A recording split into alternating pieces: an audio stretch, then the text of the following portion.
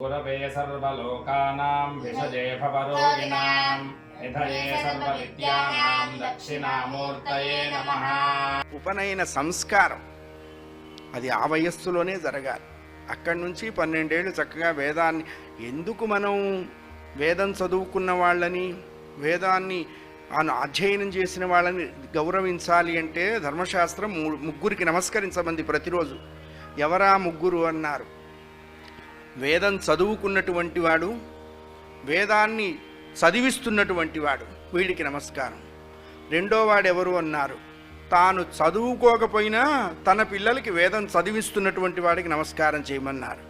మూడో వాడు ఎవరు అన్నారు? అసలు మా ఇంట్లో ఆచారం లేదండి, కానీ మా అల్లుణ్ణి వేద పండితుడిని తెచ్చుకున్నాం అన్నవాడికి నమస్కారం చేయమన్నారు. ఈ ముగ్గురికి మనం ప్రతినిత్యము నమస్కారం చేయాలి.